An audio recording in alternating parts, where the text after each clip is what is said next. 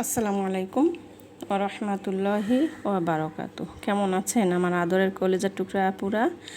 সকলেই ভালো থাকুন।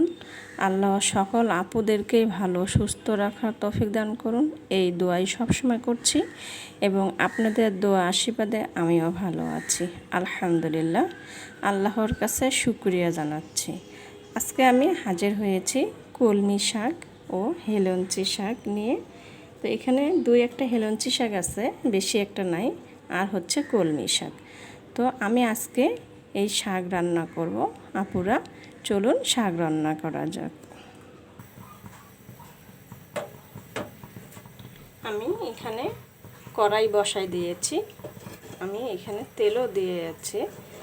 এখন আমি এখানে পেঁয়াজ, কাঁচামরিচ ও রসুন কুচি দিয়ে দিব।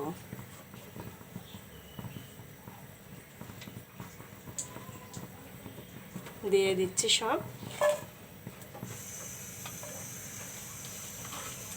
বিসমিল্লাহির রহমানির রহিম।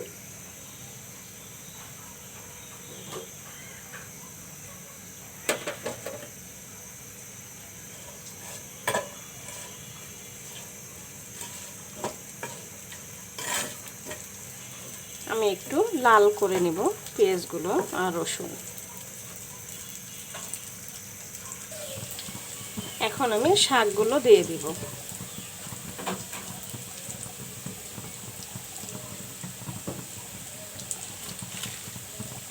বিসমিল্লাহির রহমানির রহিম।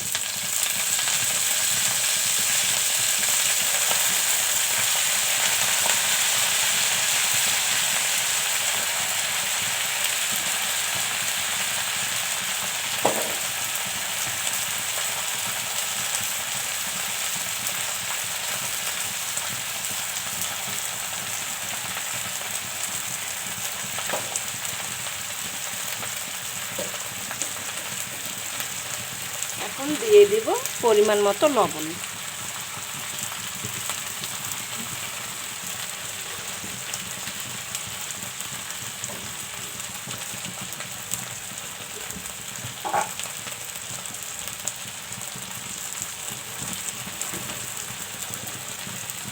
এখন ঢেকে দিব।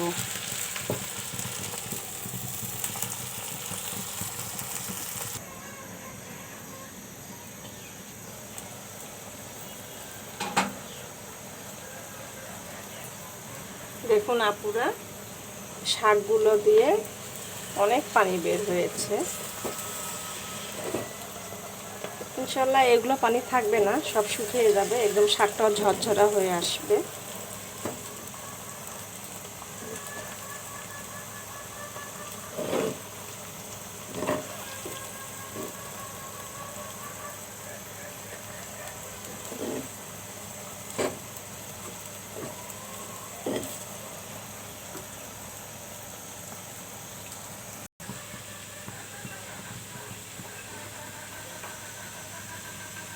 দেখুন আপুরা, পানি শুকিয়ে গেছে এবং শাকটাও ঝরঝরা হয়ে আসছে।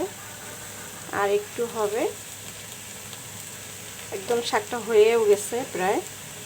দেখুন একদম পানি নেই, শুকিয়ে গেছে। এতটুকু পানি তো লাগবেই বের হলে, কারণ শাকটা সিদ্ধ হইতে হবে। সিদ্ধ হয়ে গেছে, একদম ঝরঝরা হয়ে গেছে।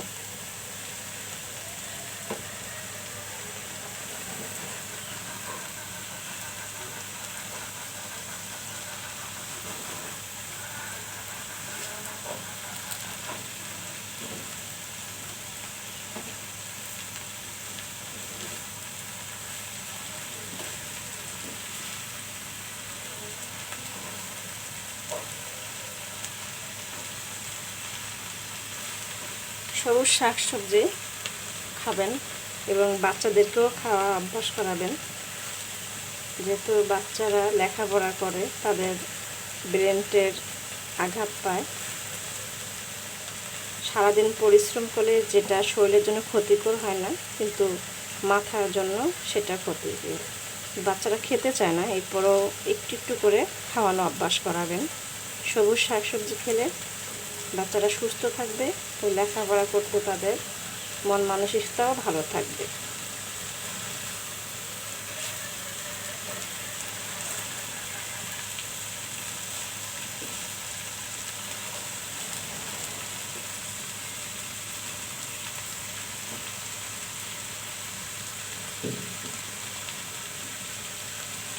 তো শাকটা হয়ে গেছে, আমি এখন নামিয়ে নিব।